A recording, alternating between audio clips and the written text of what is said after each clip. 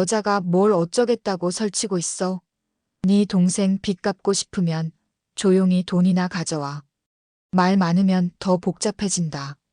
제 얼굴에 담배 연기를 뱉어내며 놈이 내뱉은 첫마디였습니다. 바닥엔 하나뿐인 동생 지은이가 쪼그려 앉아 떨고 있었고 그 가녀린 얼굴엔 선명한 5손가락 자국이 새겨져 있더군요. 놈들은 저를 사람으로도 보지 않았습니다.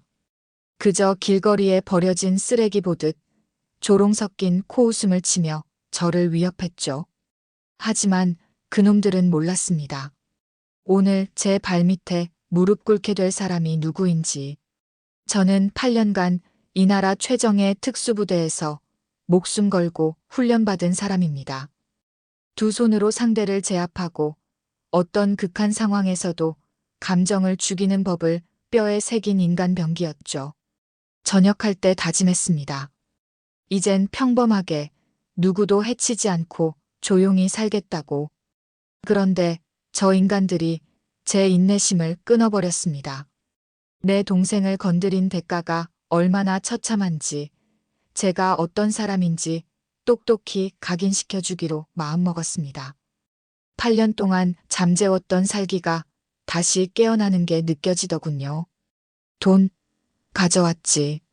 그런데 너희들 이거 받을 자격은 있니? 왜 제 동생이 이런 지옥 같은 곳에 끌려와야 했는지, 그리고 제가 그 잘난 남자 셋을 어떻게 무너뜨렸는지.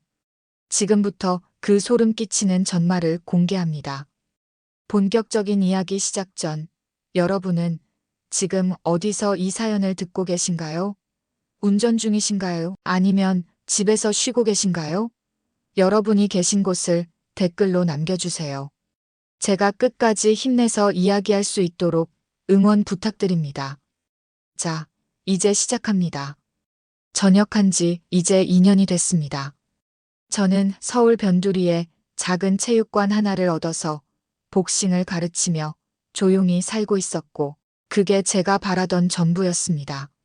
아침에 일어나 운동하고 회원들 가르치고 저녁엔 집에 들어와 쉬는 그런 평범한 일상이요. 8년간 특수부대에서 긴장의 연속으로 살아왔던 제게는 이 지루할 정도로 평온한 삶이 오히려 너무나 소중하게 느껴졌습니다. 동생 지은이는 저보다 5살 어렸고 3년 전에 결혼했습니다. 결혼식 날 저는 신랑의 얼굴을 보면서 뭔가 마음에 걸리는 게 있었지만 입을 다물었습니다. 동생이 좋아한다면 그걸로 충분하다고 생각했으니까요. 신랑은 자동차 영업일을 한다고 했고 말은 번지르르하게 잘했지만 눈빛이 어딘가 불안정해 보였습니다. 그래도 저는 제 느낌이 틀렸기를 바랐고 실제로 처음 1년은 괜찮아 보였습니다. 지은이도 행복해했고 딸아이까지 낳아서 잘 살고 있는 것처럼 보였으니까요. 그런데 6개월 전부터 뭔가 이상했습니다. 지은이한테 전화를 걸면 목소리가 힘이 없었고 만나자고 하면 자꾸 핑계를 댔습니다. 요즘 애가 아파서, 남편이 바빠서, 다음에 보자는 말만 반복했습니다. 처음엔 육아가 힘든가 보다 싶었지만 시간이 갈수록 동생의 목소리는 점점 더 작아졌고 전화 통화 중에도 자꾸 뒤를 돌아보는 것처럼 불안해하는 게 느껴졌습니다.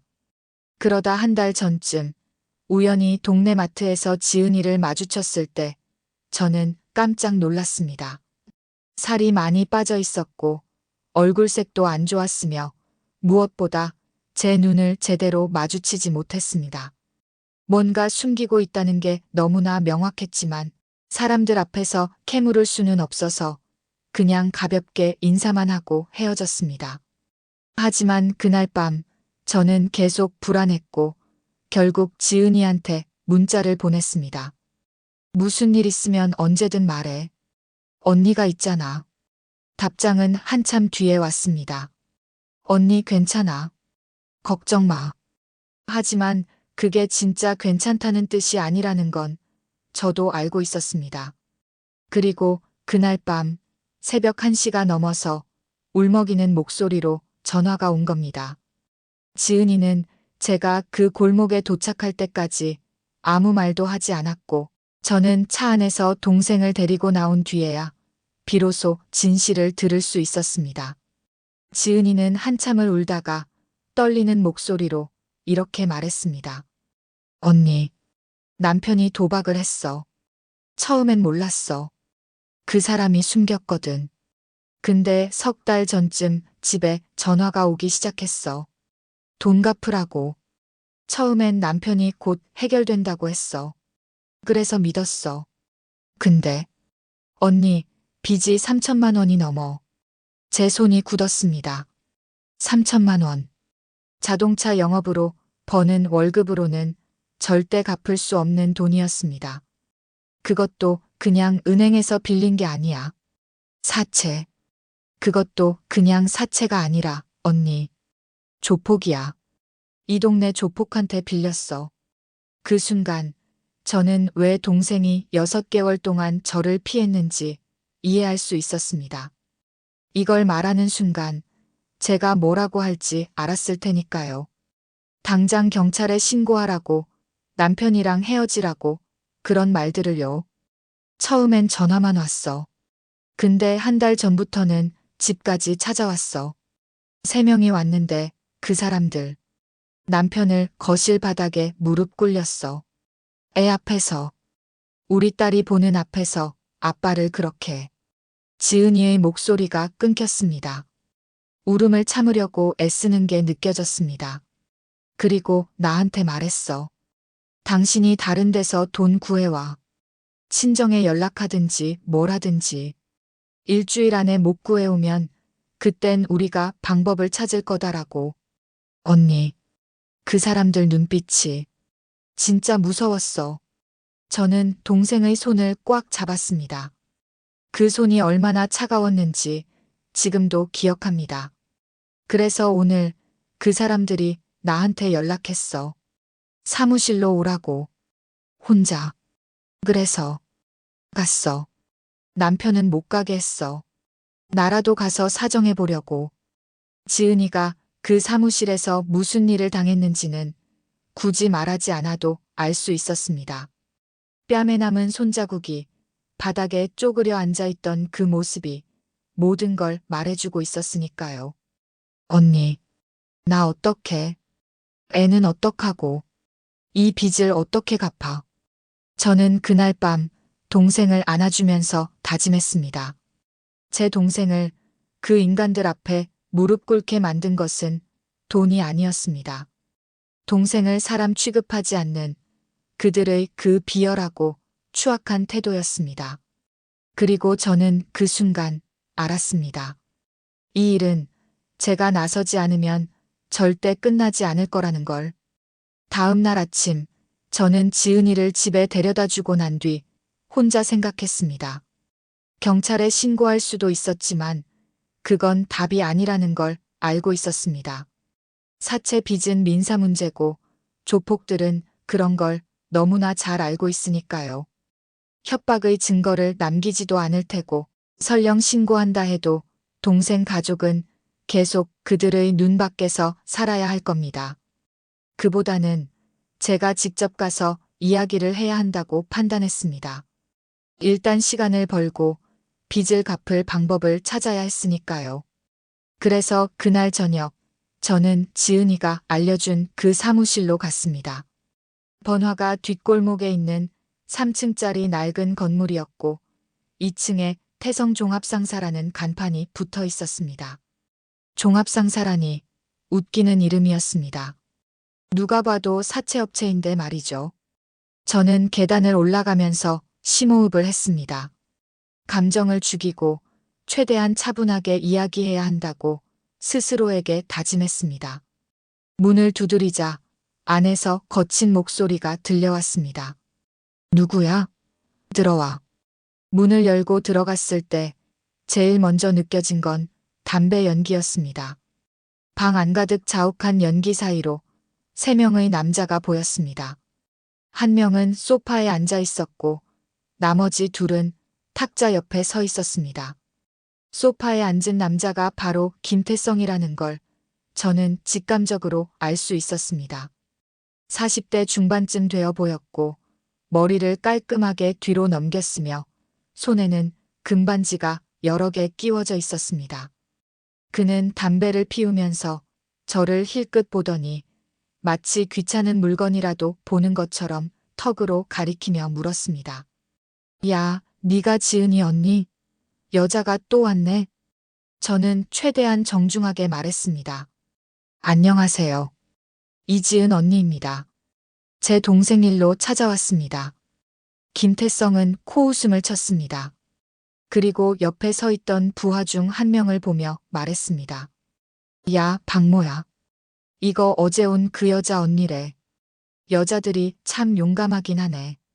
박모라는 남자가 비웃으며 대꾸했습니다. 형님, 요즘 여자들 다 저래요. 무서운 줄을 모른다니까요. 저는 그들의 말을 무시하고 김태성에게 다시 말했습니다. 제 동생 보내주세요. 빚은 제가 책임지고 정리하겠습니다. 그러자 김태성은 담배를 빨면서 저를 위아래로 훑어봤습니다. 그 시선이 얼마나 불쾌했는지 온몸에 소름이 돋는 걸 느꼈지만 저는 표정을 바꾸지 않았습니다. 그는 한참을 저를 쳐다보다가 담배를 재떨이에 비벼 끄면서 이렇게 말했습니다. 정리? 어떻게 정리할 건데? 3천만 원인데? 네가 그 돈 있어? 지금 당장은 없습니다. 하지만 시간을 주시면. 시간? 김태성이 제 말을 끊었습니다.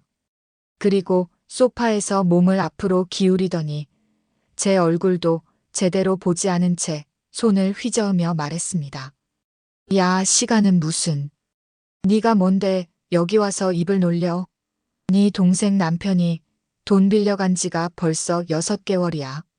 우리가 지금까지 얼마나 참았는데 여자가 뭘 어쩌겠다고 설치고 있어. 그 말 한마디 한마디가 제 가슴에 비수처럼 꽂혔습니다. 하지만 더 견디기 힘들었던 건 그 말투였습니다. 마치 저를 사람으로 보지 않는 그저 귀찮은 벌레라도 되는 것처럼 대하는 그 태도였습니다. 저는 참았습니다. 여기서 감정을 드러내면 안 된다는 걸 알고 있었으니까요. 그래서 고개를 숙이고 최대한 낮은 목소리로 말했습니다. 죄송합니다. 제가 무례했습니다. 하지만 부탁드립니다. 3개월만 시간을 주세요. 제가 어떻게든 돈을 마련하겠습니다. 김태성은 한참을 저를 보더니 옆에 있던 박모를 보며 웃었습니다. 야, 이거 봐. 여자가 고개는 숙일 줄 아네. 근데 말이야. 그는 다시 담배를 꺼내 물고 불을 붙이면서 천천히 말했습니다. 3개월? 그래, 좋아. 3개월 줄게. 근데 조건이 있어. 제 심장이 빠르게 뛰기 시작했습니다. 조건. 그 단어가 무엇을 의미하는지 알 것 같았습니다. 네 동생을 여기 담보로 두고 가. 3개월 동안 말이야. 그럼 우리도 안심하고 기다릴 수 있잖아. 담보요? 그래, 담보. 매일은 아니고 일주일에 한 번씩 여기 와서 우리 심부름 좀 하고 청소도 하고 그러면 돼. 뭐 어려운 일 아니잖아. 그 정도는 해야 우리도 저 사람들 진짜 갚을 생각이 있구나. 이렇게 믿지 않겠어? 저는 그 순간 제 손이 떨리는 걸 느꼈습니다. 분노 때문이었습니다. 이 인간은 지금 제 동생을 물건 취급하고 있었습니다.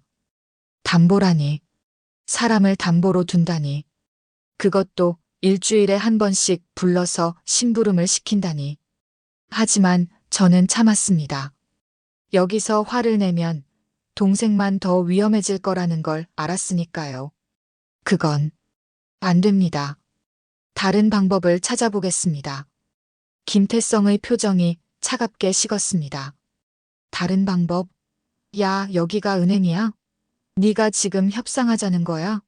조건 싫으면 나가. 그리고 내일부터 네 동생네 집 앞에 우리 애들 보낼 테니까 각오해. 그는 손을 휘저으며 저를 쫓아냈습니다. 마치 개한테 하듯이 말이죠. 나가. 시간 낭비하지 말고. 저는 그날 아무 말도 못하고 그 사무실을 나왔습니다. 계단을 내려오면서 제 손이 얼마나 떨렸는지 난간을 잡지 않으면 넘어질 것 같았습니다. 분노 때문이었습니다. 아니, 분노와 동시에 무력감이었습니다. 저는 그날 깨달았습니다. 이 인간들은 제 말을 절대 들어주지 않을 거라는 걸. 제가 고개를 숙이든 사정을 하든 그들에겐 아무 의미가 없다는 걸. 왜냐하면 그들은 저를, 그리고 제 동생을 애초에 사람으로 보지 않았으니까요. 차에 타서 한참을 그냥 앉아 있었습니다. 핸들을 잡은 제 손이 계속 떨렸고 머릿속에선 그 남자의 말이 계속 맴돌았습니다. 여자가 뭘 어쩌겠다고 설치고 있어? 그 말이 아직도 귀에서 떠나지 않았습니다. 집으로 돌아가는 길에 지은이한테 전화를 걸었습니다. 오늘 있었던 일을 말해줘야 할 것 같았고 무엇보다 동생을 안심시켜야 했으니까요. 하지만 전화를 받은 지은이의 목소리는 더 불안해져 있었습니다. 언니, 오늘 또 전화 왔어. 제 손에 쥐어진 핸들이 저도 모르게 더 세게 조여졌습니다. 누구한테? 남편한테. 남편이 일하다가 받았는데. 언니, 그 사람들이. 지은이의 목소리가 떨렸습니다. 뭔가 말하기 힘든 내용인 게 분명했습니다. 우리의 학교를 알아냈대. 언제 등교하고 언제 하교하는지, 학원은 어디 다니는지 전부 다 안다고. 그러면서 남편한테 그랬대. 네 딸 학교 시간 잘 아니까 조심해라고. 그 순간 저는 차를 세워야 했습니다. 손이 너무 떨려서 운전을 할 수가 없었으니까요. 조카. 겨우 6살밖에 안 된 아이였습니다. 아직 엄마 손잡고 학교 가는 게 당연한 나이고 세상이 무섭다는 걸 모르는 그런 아이였습니다. 그 아이를 협박의 도구로 쓴다고요? 학교 시간을 체크한다고요? 언니, 나 어떡해? 애는 아무 잘못도 없잖아. 그 애를 어떡해? 지은이는 말을 잇지 못하고 울기 시작했습니다. 저는 핸들을 잡은 채로 눈을 감았습니다. 머릿속이 하얗게 비었다가 곧 뜨거운 무언가로 가득 차는 게 느껴졌습니다. 분노였습니다. 하지만 동시에 제 자신에 대한 분노이기도 했습니다. 저는 그 순간 제가 왜 707특임대에 갔는지 떠올렸습니다. 약한 사람을 지키기 위해서였습니다. 그런데 지금 제 바로 옆에 있는 동생조차 지키지 못하고 있었습니다. 아니, 동생뿐만 아니라 6살짜리 조카까지 위협받게 만들었습니다. 지은아, 듣고 있어. 절대 아무 일 없을 거야. 언니가 해결할게. 언니, 근데 어떡해? 저 사람들은 내일 내가 다시 가볼게.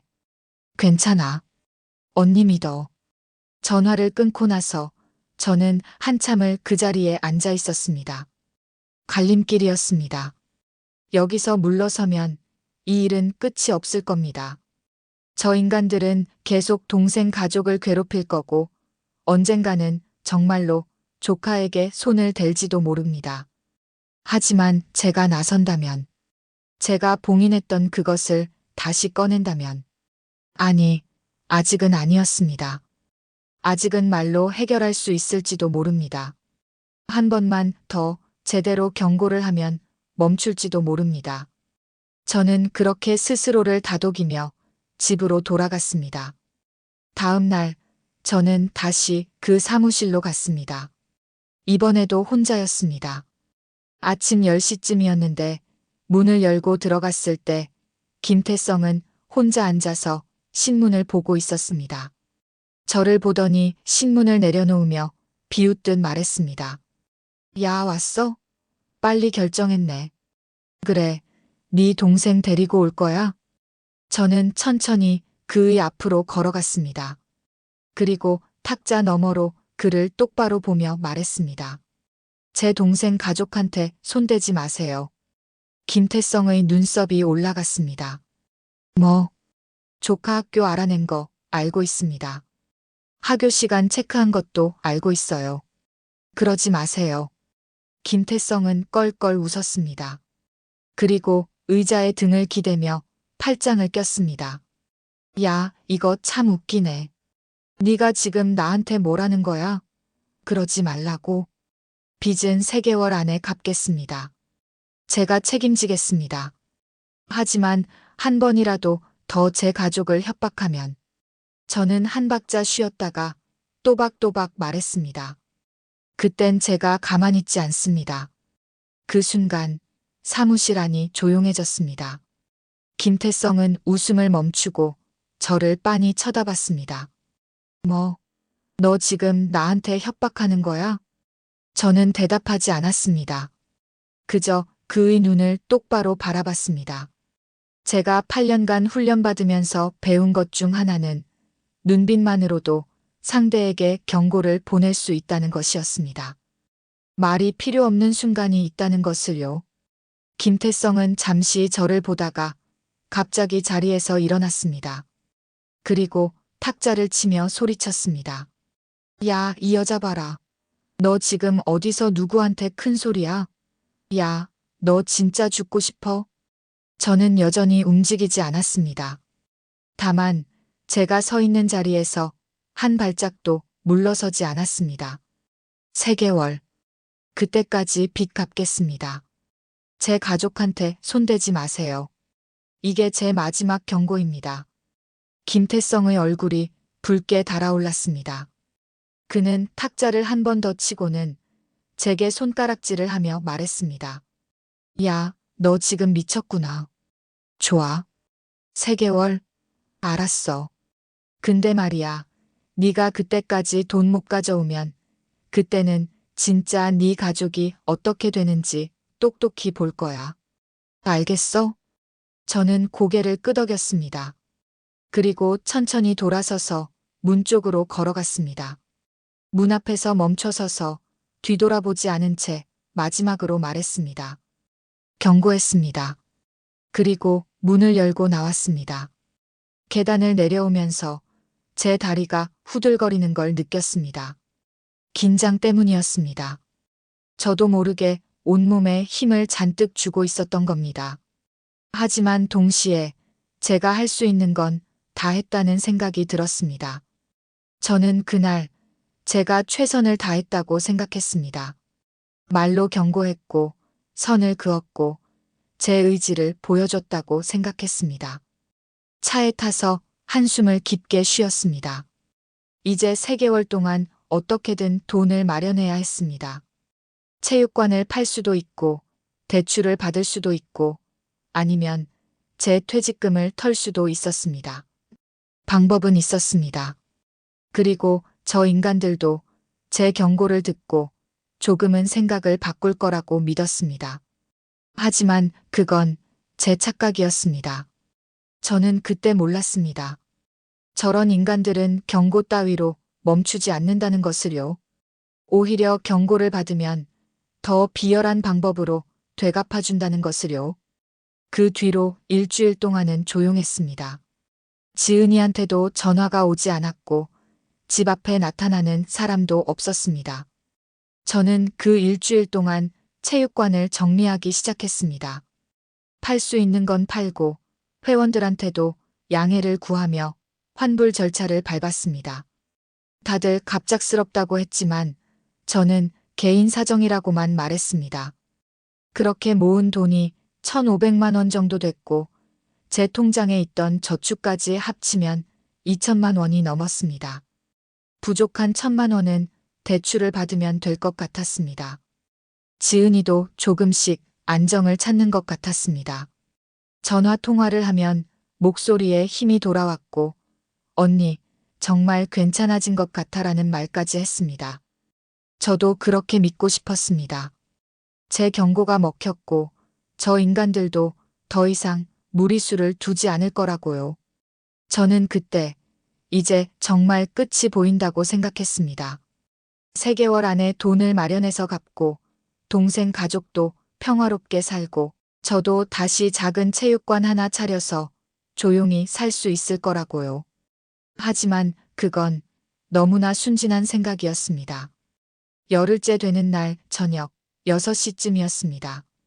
저는 체육관 정리를 마치고 집으로 돌아가는 길이었는데 지은이한테서 전화가 왔습니다. 벨소리를 듣는 순간부터 심상치 않다는 걸 느꼈습니다. 저녁 6시에 지은이가 전화하는 건 드문 일이었으니까요. 보통 이 시간이면 조카 저녁 먹이느라 바쁠 시간이었습니다.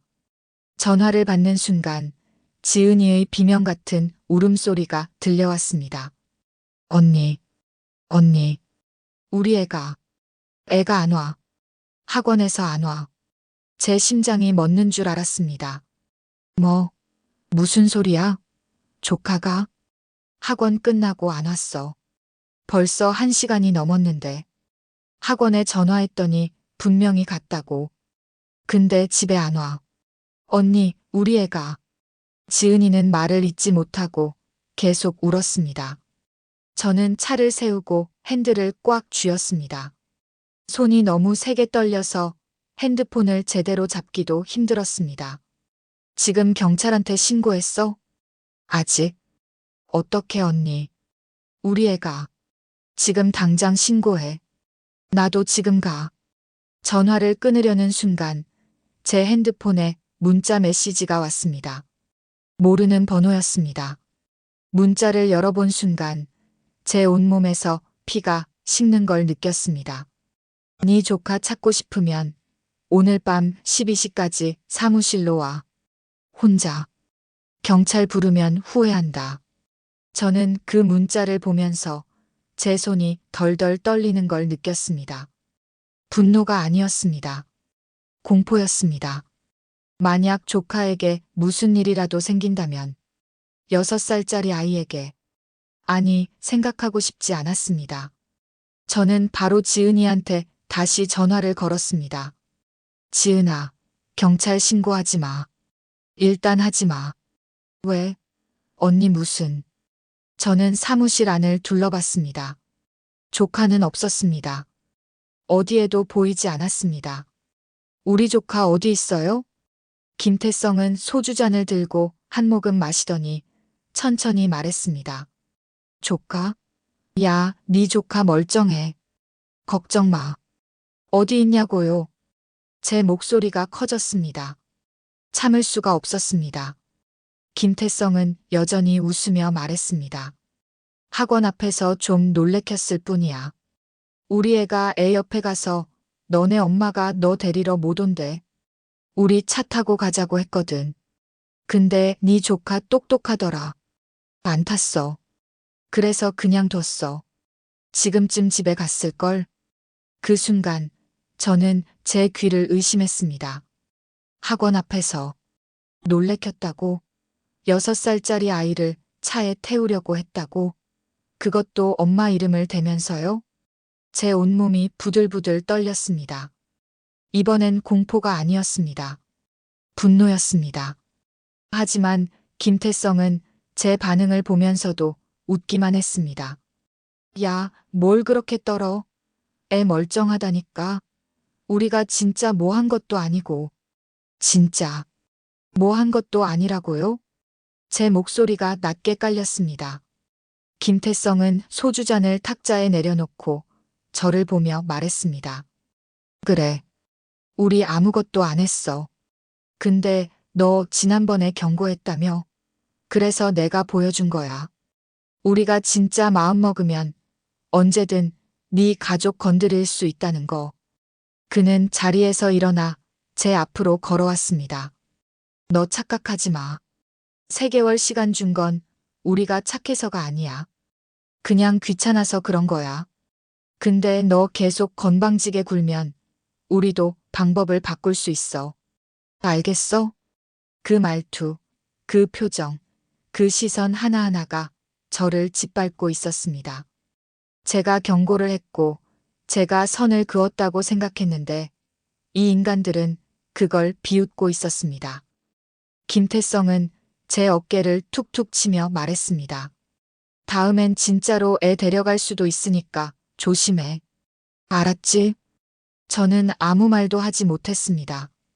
입을 열면 제가 무슨 짓을 할지 몰랐으니까요. 그저 주먹을 꽉 쥐고 이를 악물고 서 있을 수밖에 없었습니다. 김태성은 비웃으며 다시 소파로 돌아갔습니다. 가봐. 네 조카 기다리고 있을 거야.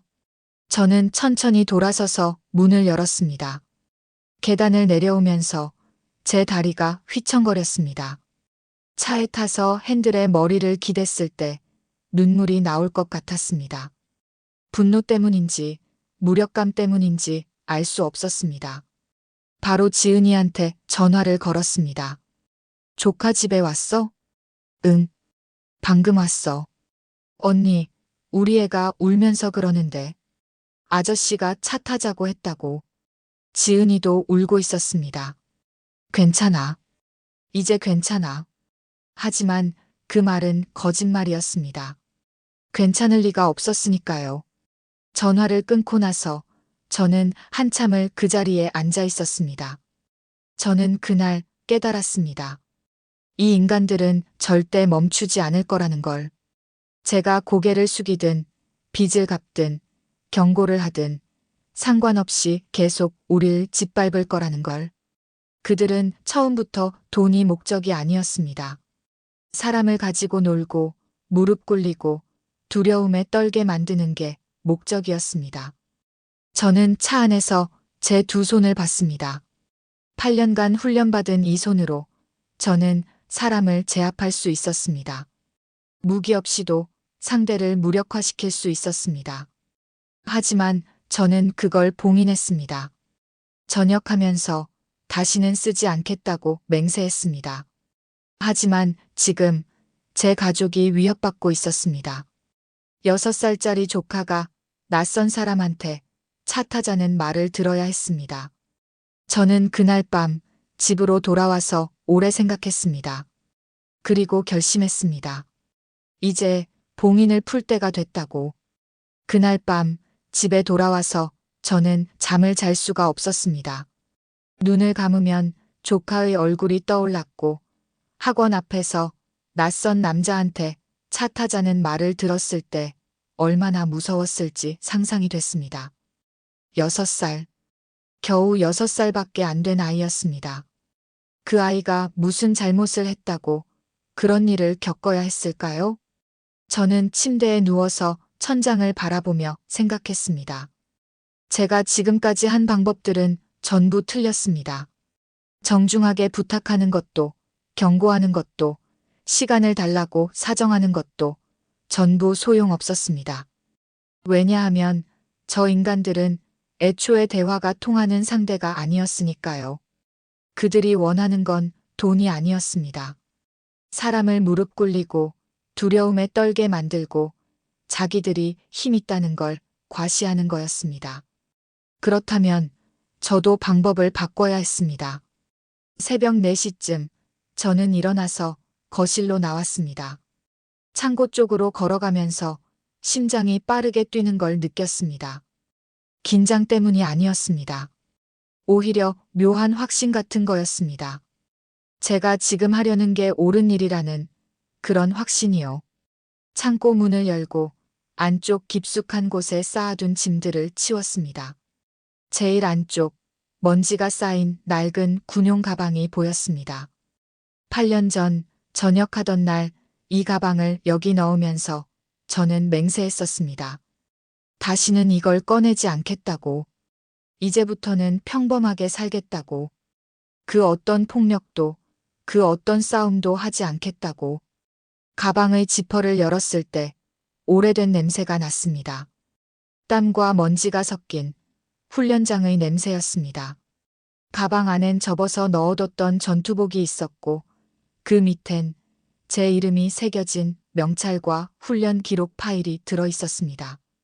전투복을 꺼내 들었을 때 손에서 느껴지는 무게가 낯설지 않았습니다.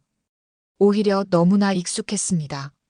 이 옷을 입고 얼마나 많은 훈련을 받았는지, 얼마나 많이 땀을 흘렸는지 그 기억들이 한꺼번에 밀려왔습니다.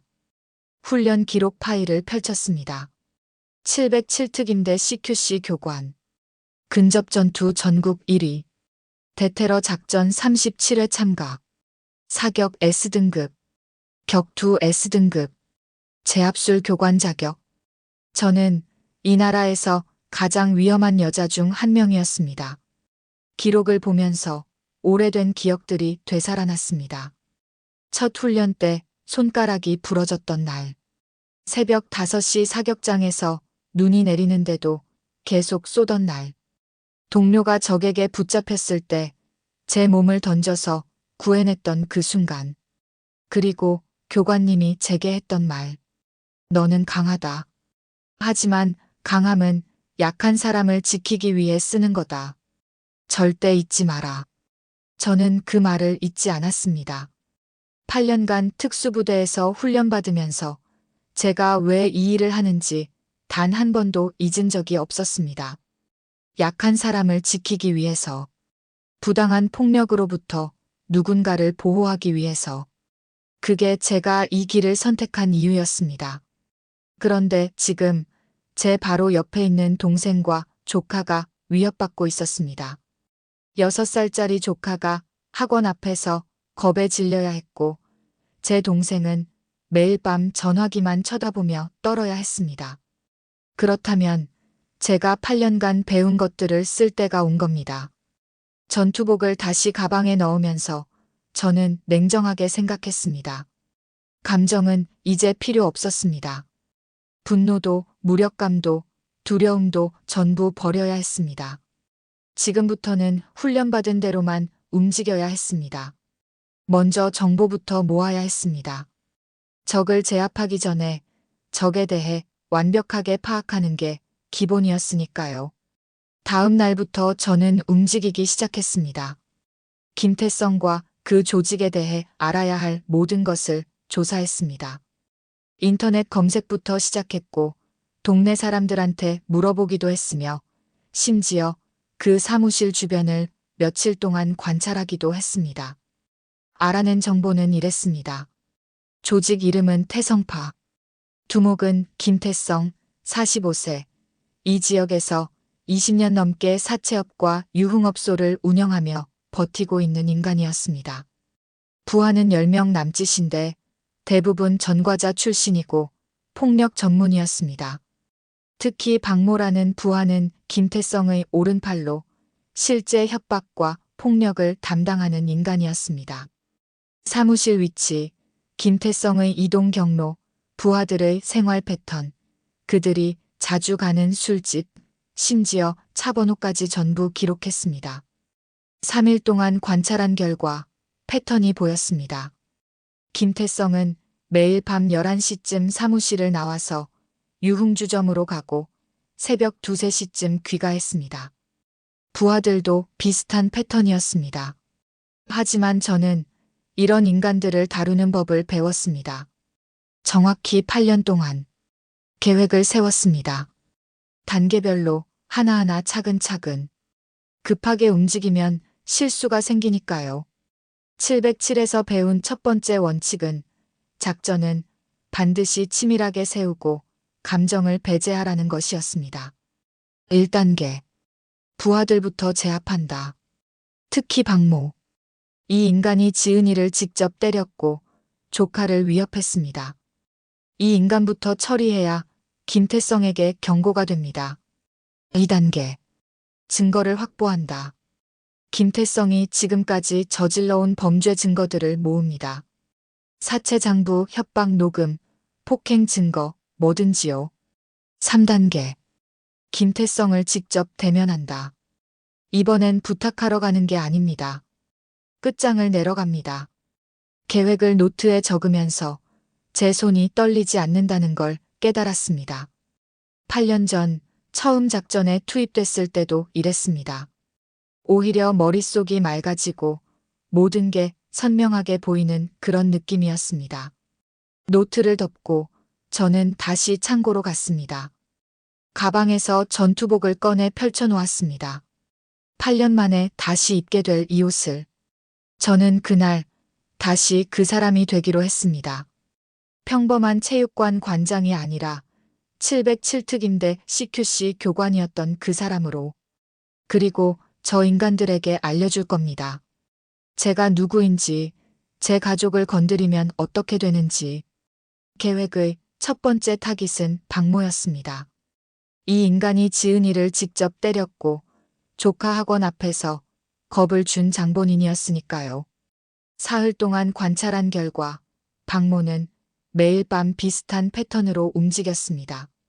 저녁 8시쯤 사무실에 들어가서 김태성과 술을 마시고 밤 11시쯤 나와서 번화가에 있는 유흥주점으로 갔습니다. 그리고 새벽 2시쯤 술에 취한 채로 혼자 걸어서 집으로 돌아갔습니다. 딱 그 순간이었습니다. 새벽 2시 술에 취해 비틀거리며 뒷골목을 걷는 그 순간이 제가 움직일 타이밍이었습니다. 금요일 밤 저는 검은색 후드티를 입고 그 유흥주점 뒷골목에서 기다렸습니다. 거리는 어둡고 조용했고 CCTV도 없는 구간이었습니다. 미리 확인해둔 정보였습니다. 새벽 2시 10분쯤 박모가 비틀거리며 골목으로 들어왔습니다. 혼자였습니다. 예상했던 대로였습니다. 저는 골목 어두운 곳에 서서 그가 지나가기를 기다렸습니다. 심장은 빠르게 뛰고 있었지만 손은 전혀 떨리지 않았습니다. 8년간의 훈련이 몸에 배어 있었으니까요. 긴장하되 흔들리지 않는 것, 그게 707에서 배운 첫 번째 자세였습니다. 박모가 제 앞을 지나치려는 순간 저는 움직였습니다. 박모 씨. 제 목소리에 박모가 휙 돌아봤습니다. 술에 취한 눈으로 저를 보더니 눈을 가늘게 뜨며 물었습니다. 누구야? 야, 너. 그가 제 얼굴을 알아보려는 찰나 저는 이미 그의 앞으로 다가가 있었습니다. CQC 기본 제압술. 상대의 오른팔을 꺾고 동시에 무릎 뒤를 차서 균형을 무너뜨린 뒤 바닥에 눕히는 동작. 3초면 충분했습니다. 끄흑. 박모는 제대로 저항도 못하고 바닥에 엎어졌습니다. 술에 취해 있었고 제 움직임을 전혀 예상하지 못했으니까요. 저는 그의 오른팔을 뒤로 꺾어 제압한 채 무릎으로 그의 등을 누르고 조용히 말했습니다. 움직이지 마세요. 팔 부러집니다. 뭐야? 야, 너. 누구야? 박모가 몸부림쳤지만 707 제압술에 걸린 상대는 절대 빠져나갈 수 없었습니다. 저는 그의 귀에 대고 천천히 또박또박 말했습니다. 제 조카 기억나세요? 학원 앞에서 차 타자고 했던 거. 박모의 몸이 순간 굳었습니다. 너, 설마. 제 동생 뺨 때린 것도 당신이죠? 야, 잠깐. 저는 그의 팔에 조금 더 힘을 줬습니다. 부러지지 않을 정도로, 하지만 고통을 느낄 만큼요. 으악. 이제부터 당신네가 제 가족한테 한 짓을 하나하나 돌려받을 겁니다. 이건 시작일 뿐이에요. 박모는 겁에 질린 목소리로 말했습니다. 야, 너 지금 형님이 알면 김태성한테 전해주세요. 제가 누군지 궁금하면 이름 검색해보라고요. 707특임대 CQC 교관 출신이라고요. 저는 그를 놓아주지 않은 채 핸드폰을 꺼내 경찰에 신고했습니다. 신고 내용은 간단했습니다. 술에 취한 남성이 행패를 부리고 있다고, 전과자 같다고, 빨리 와달라고요. 신고를 마치고 나서 저는 박모를 놓아줬습니다. 그는 비틀거리며 일어나려 했지만 술과 고통 때문에 제대로 서지도 못했습니다. 저는 그의 앞에 쪼그려 앉아 마지막으로 말했습니다. 제 가족한테 다시 손 떼면 다음엔 이렇게 조용히 끝나지 않을 겁니다. 멀리서 경찰 사이렌 소리가 들려왔습니다. 저는 자리에서 일어나 후드를 깊게 눌러쓰고 골목 반대편으로 조용히 사라졌습니다. 하지만 이건 겉으로 드러난 응징일 뿐이었습니다. 진짜는 따로 있었습니다. 집으로 돌아와서 저는 며칠 전 준비해둔 봉투를 꺼냈습니다. 안에는 박모가 지은이를 협박하는 장면을 찍은 사진들이 들어 있었습니다. 사무실 CCTV를 해킹해서 얻은 영상을 캡처한 거였습니다. 거기엔 박모가 지은이의 뺨을 때리는 장면, 돈을 요구하는 장면, 협박하는 장면들이 고스란히 담겨 있었습니다. 그리고 또 다른 자료도 넣었습니다. 박모가 다른 피해자들을 협박한 기록, 폭행 기록, 사체 장부 사본 등등 전부 증거로 쓸 수 있는 것들이었습니다. 봉투 겉면에 주소를 적었습니다. 박모의 집 주소가 아니었습니다. 박모의 아내 앞으로. 다음 날 아침 저는 그 봉투를 택배로 보냈습니다. 발신인 없이요. 박모의 아내는 남편이 무슨 일을 하는지 모를 겁니다. 아니, 어쩌면 알면서도 모른 척하고 있을지도 모르죠. 하지만 이 봉투를 받으면 더 이상 모른 척할 수 없을 겁니다. 남편이 사람들을 때리고 협박하고 여자의 뺨을 때리고 어린아이를 겁주는 일을 한다는 걸 알게 될 겁니다. 그리고 그 증거 사진들을 보면서 남편에 대해 어떻게 생각하게 될까요? 저는 박모의 몸을 다치게 하지 않았습니다. 대신 그가 가장 아끼는 것을 건드렸습니다. 바로 그의 가정이었습니다. 이틀 뒤 지은이한테서 전화가 왔습니다. 언니, 그 사람들한테서 연락 안 와. 벌써 사흘째야. 목소리에 안도감이 섞여 있었습니다. 괜찮을 거야. 조금만 더 기다려봐. 전화를 끊고 나서 저는 창밖을 바라봤습니다. 1단계가 성공했습니다. 박모는 아마 지금쯤 아내와의 관계에서 큰 문제를 겪고 있을 겁니다. 경찰 조사도 받았을 테고 김태성한테는 제가 누군지 보고했을 겁니다. 이제 김태성도 알 겁니다. 제가 그냥 조용히 당하고만 있을 사람이 아니라는 걸. 하지만 이건 시작일 뿐이었습니다. 진짜는 지금부터였습니다. 저는 노트를 펼쳐 2단계 계획을 다시 확인했습니다. 증거 확보. 김태성이 지금까지 저질러온 모든 범죄 증거를 모으는 것. 그래야 마지막 3단계, 직접 대면해서 완벽하게 끝낼 수 있으니까요. 창고에서 다시 가방을 꺼냈습니다. 이번엔 전투복이 아니라 다른 장비들이었습니다. 소형 카메라, 녹음기, 해킹 툴. 707에서 정보 수집 훈련 받을 때 썼던 것들이었습니다. 저는 이제 본격적으로 움직일 준비가 됐습니다. 그리고 김태성에게 보여줄 겁니다. 제 가족을 건드린 대가가 무엇인지. 다음 일주일 동안 저는 밤마다 움직였습니다. 김태성의 사무실 주변을 관찰하고 그들의 대화를 녹음하고 컴퓨터 시스템에 접근해서 파일들을 복사했습니다. 707에서 배운 정보 수집 기술은 생각보다 훨씬 유용했습니다.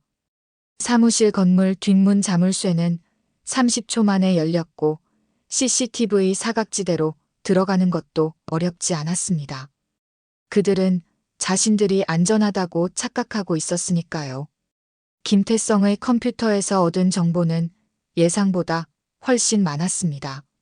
사체 장부, 피해자들 명단, 협박 문자 내역, 심지어 폭행 장면을 찍은 영상까지 고스란히 저장되어 있었습니다. 이 인간은 증거를 지우는 것조차 귀찮아했던 모양이었습니다. 아니면 경찰도 자기를 못 건드린다는 자신감이었을 수도 있겠죠. 모든 파일을 USB에 복사하고 백업까지 만들어뒀습니다. 클라우드에도 올려놨고요. 이제 이 증거들은 제가 원하는 순간에 언제든 세상에 공개할 수 있었습니다. 그리고 이틀 뒤 김태성한테서 전화가 왔습니다. 예상했던 일이었습니다. 박모를 제압한 뒤로 일주일이 지났고 김태성도 이제 참을 수 없었을 겁니다. 전화벨이 울렸을 때 저는 침착하게 받았습니다. 여보세요. 야, 내가 뭘 한 거야? 김태성의 목소리는 분노로 가득 차 있었습니다.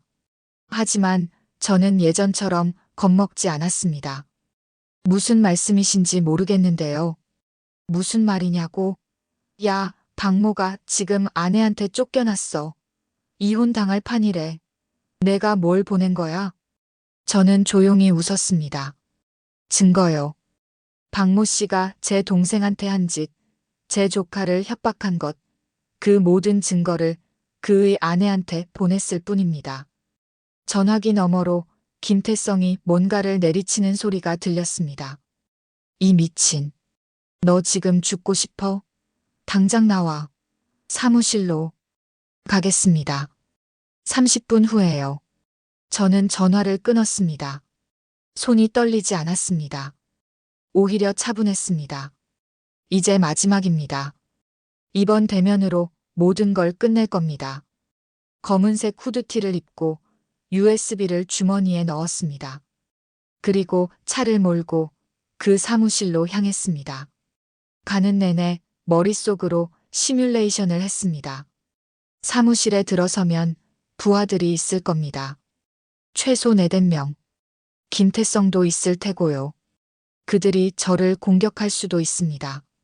하지만 저는 준비되어 있었습니다. 사무실 건물 앞에 차를 세웠을 때 심장이 빠르게 뛰기 시작했습니다. 긴장이 아니었습니다. 오히려 각성에 가까웠습니다. 707 작전에 투입되기 전 느꼈던 그 감각이었습니다. 계단을 올라가면서 저는 호흡을 가다듬었습니다. 문 앞에 섰을 때 안에서 소리가 들렸습니다. 여러 사람의 목소리였습니다. 예상대로였습니다. 문을 두드리지 않고 바로 열었습니다.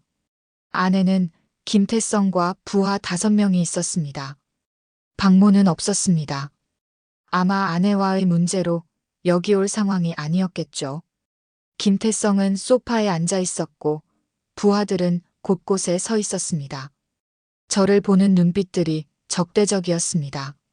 김태성이 자리에서 일어나며 소리쳤습니다. 야, 너 오늘 여기서 못 나간다. 박모한테 한 짓, 오늘 똑같이 당할 줄 알아. 저는 천천히 방 안으로 걸어 들어갔습니다. 문을 닫고 부하들을 한 명 한 명 쳐다봤습니다. 그들의 위치, 자세, 근육의 긴장도까지 전부 파악했습니다. 707에서 배운 대로 전투 전에는 반드시 상황을 분석하는 겁니다. 3천만 원 빚, 제가 다 갚겠습니다. 김태성이 비웃었습니다. 빚? 지금 그게 문제야? 너 박모 인생 망쳐놨잖아. 박모 씨가 제 동생 인생을 망치려 했잖아요. 제 조카를 협박했잖아요. 그게 뭐 어쨌다고. 저는 한 발짝 더 다가갔습니다. 조건이 있습니다. 제 동생 가족한테 다시는 접근하지 마세요. 그리고 이 지역에서 손 떼세요. 사채업도 정리하시고요. 순간 사무실 안이 조용해졌습니다. 김태성은 제 말을 믿을 수 없다는 표정으로 저를 봤습니다. 뭐, 야, 이 여자 진짜 미쳤네. 네가 지금 나한테 조건을 달아? 얘들아. 부하들이 저를 향해 다가왔습니다. 5명. 하지만 저는 움직이지 않았습니다. 그저 차분하게 서서 제일 먼저 다가오는 사람을 봤습니다. 그리고 저는 8년간 봉인했던 것을 완전히 풀었습니다. 첫 번째 남자가 제 옷깃을 잡으려는 순간 저는 그의 손목을 잡아 비틀었습니다. 동시에 발로 무릎 뒤를 차서 균형을 무너뜨렸습니다. 2초. 그는 바닥에 쓰러졌습니다. 두 번째 남자가 뒤에서 덤벼들었습니다. 팔꿈치로 복부를 가격하고 돌아서며 목을 제압했습니다. 3초. 그도 쓰러졌습니다. 세 번째, 네 번째, 5번째. 모두 합쳐서 채 1분도 걸리지 않았습니다.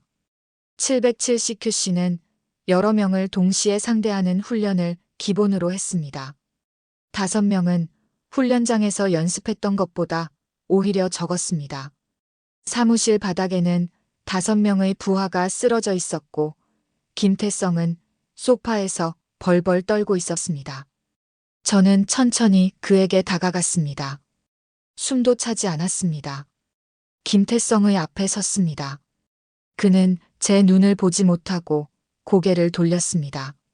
제가 누군지 이제 아시겠습니까? 너 뭐야? 도대체 707특임대 CQC 교관 출신입니다. 근접전투 전국 1위. 대테러 작전 37회 참가. 제 이름 검색해보세요. 그럼 제가 어떤 사람인지 알 겁니다. 그 순간 김태성의 얼굴에서 건방짐이 완전히 사라졌습니다. 대신 공포만 남았습니다. 저는 주머니에서 USB를 꺼내 탁자 위에 놓았습니다. 이게 뭔지 아세요? 김태성은 USB를 보며 입술을 떨었습니다. 당신 컴퓨터에 있던 모든 파일입니다. 사체 장부 협박 문자, 폭행 영상, 피해자 명단. 전부 복사했어요. 클라우드에도 백업해뒀고요. 뭐라고? 지금부터 제가 하는 말을 잘 들으세요. 저는 김태성의 눈을 똑바로 보며 천천히 말했습니다. 오늘부터 당신은 이 지역을 떠날 겁니다. 사채업도 정리하고 조직도 해체할 겁니다. 안 그러면 제가 이 증거를 전부 경찰에 넘길 겁니다. 당신이 지금까지 저지른 모든 범죄가 세상에 공개될 거예요. 김태성의 얼굴이 새하얗게 질렸습니다. 그럴 순. 나한테는 아는 사람들이, 경찰에도 아는 사람 있으시죠? 그래서 지금까지 버텼고요. 하지만 이 증거들이 공개되면 그 사람들도 당신을 못 도와줄 겁니다. 너무 많은 피해자가 있거든요. 저는 USB를 다시 집어들었습니다. 그리고 만약 단 한 번이라도 제 가족한테 보복하려 든다면 저는 그의 귀에 대고 낮게 속삭였습니다. 그땐 증거가 아니라 제가 직접 갑니다. 오늘처럼 부하 5명 정도로는 안 끝날 겁니다. 당신도 오늘 봤잖아요. 제가 어떤 사람인지. 김태성은 아무 말도 하지 못했습니다. 그저 고개만 끄덕였습니다. 저는 그날 승리했습니다. 완전한 승리였습니다. 사무실을 나오면서 바닥에 쓰러져 있는 부하들을 봤습니다. 모두 의식은 있었지만 일어나지 못하고 있었습니다. 저는 그들을 다치게 하지 않았습니다. 제압만 했을 뿐이었습니다. 그게 707에서 배운 원칙이었으니까요. 계단을 내려오면서 제 손이 조금 떨리는 걸 느꼈습니다. 긴장이 풀렸기 때문이었습니다. 하지만 동시에 후회는 전혀 없었습니다. 제가 봉인을 풀었던 건 복수를 위해서가 아니었습니다. 제가 지켜야 할 사람들을 지키기 위해서였습니다. 그날 밤 이후로 일주일 동안 아무 연락도 오지 않았습니다. 김태성한테서도 그 부하들한테서도 누구한테서도요. 저는 매일 아침 일어나서 지은이한테 전화를 걸었고 지은이는 매번 똑같이 대답했습니다. 언니, 아무도 안 와. 전화도 없어. 목소리에 조금씩 안도감이 돌아오는 게 느껴졌습니다. 이틀째 되는 날, 저는 그 사무실 건물 앞을 지나가 봤습니다. 2층에 있던 태성종합상사 간판이 내려져 있었습니다. 창문엔 먼지만 쌓여 있었고 안은 텅 비어 있는 것처럼 보였습니다. 문을 두드려 봤지만 아무도 없었습니다. 건물주한테 물어보니 나흘 전에 계약 해지하고 떠났다고 했습니다. 보증금도 다 포기하고 급하게 나갔다고요. 김태성은 정말로 이 지역을 떠난 겁니다. 저는 그 소식을 듣고 차 안에 앉아서 한참을 그냥 있었습니다. 뭔가 실감이 나지 않았습니다. 정말로 끝난 건가?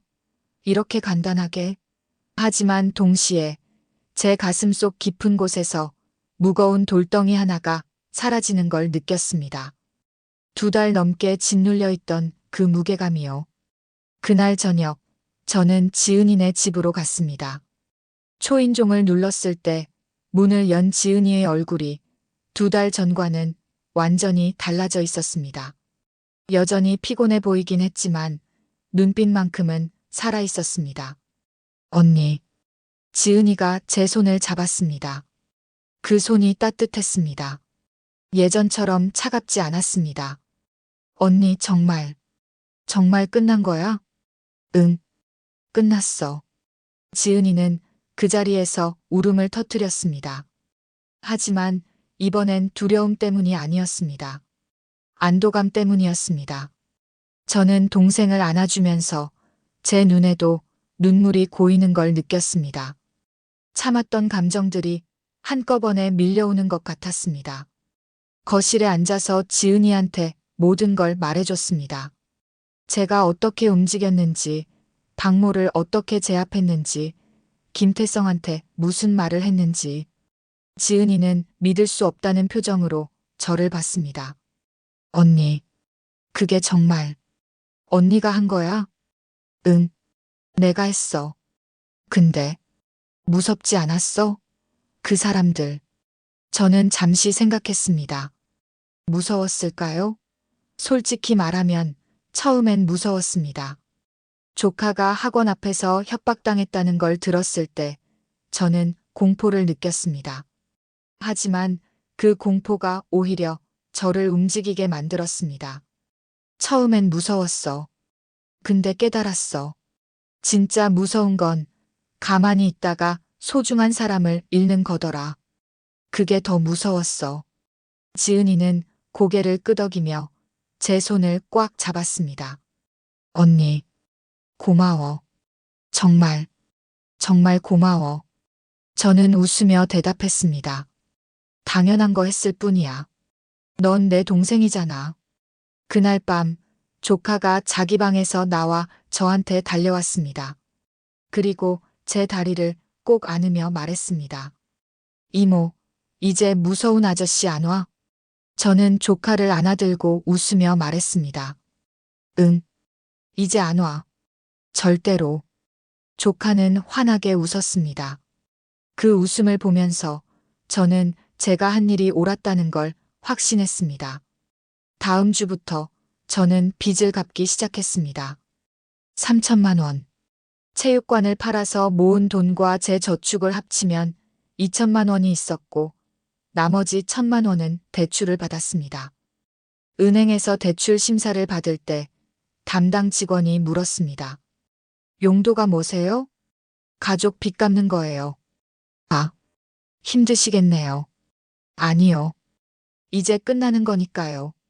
대출이 승인됐고 저는 그 돈으로 동생 남편이 빌렸던 사채를 전부 정리했습니다. 김태성은 떠났지만 빚은 빚이었으니까요. 다른 사채업자한테 넘어가기 전에 깨끗하게 정리하고 싶었습니다. 돈을 갚고 나니 통장 잔고는 거의 0원이 됐습니다. 하지만 이상하게 마음이 가벼웠습니다.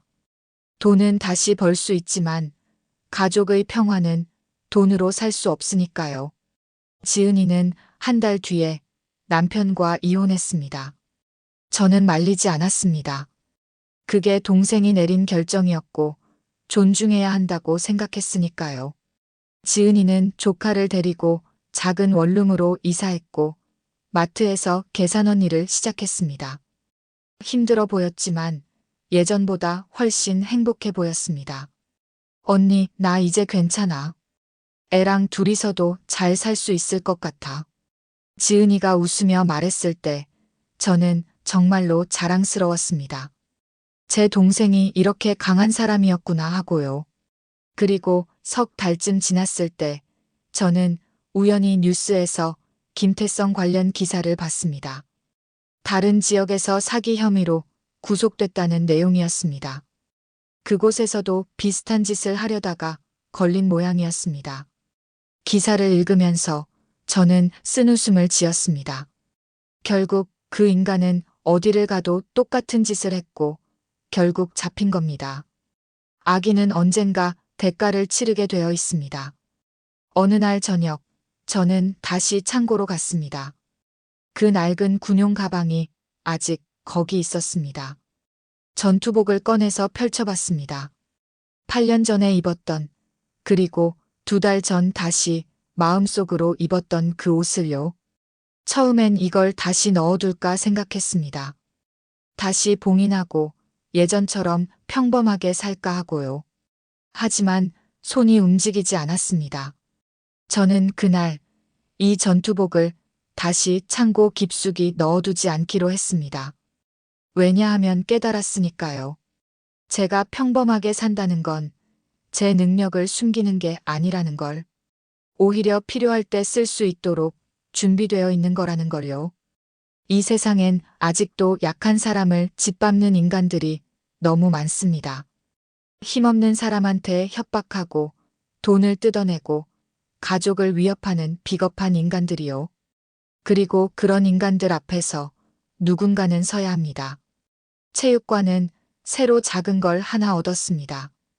예전보다 훨씬 작고 초라하지만 괜찮았습니다. 회원들도 조금씩 다시 모였고 저는 여전히 복싱을 가르치며 조용히 살고 있습니다. 하지만 이제는 압니다. 제가 그냥 체육관 관장이 아니라는 걸, 언제든 다시 707특임대 교관이 될 수 있다는 걸. 며칠 전 체육관에 한 여자가 찾아왔습니다. 30대 초반쯤 되어 보였고 얼굴엔 멍이 있었습니다. 남편한테 맞았다고 했습니다. 경찰에 신고해도 소용없고 친정에 말해도 참으라고만 한다고 했습니다. 관장님, 저 좀 도와주실 수 있나요? 저도 강해지고 싶어요. 저는 그 여자의 눈을 봤습니다. 두려움과 동시에 뭔가를 바꾸고 싶다는 절박함이 보였습니다. 저는 웃으며 대답했습니다. 물론이죠. 가르쳐 드릴게요. 그리고 저는 지금도 제 전투복을 창고가 아닌 집 옷장에 보관하고 있습니다. 언제든 다시 꺼낼 수 있도록요. 왜냐하면 제가 지켜야 할 사람들이 아직 많으니까요. 그리고 저는 언제든 다시 그들 앞에 설 준비가 되어 있으니까요. 오늘 이야기 정말 재밌었다면 꼭 댓글로 점수를 남겨주세요. 정말 재밌었다면 100점, 너무 재미없었다면 50점을 댓글로 남겨주세요. 복 많이 받으실 거예요.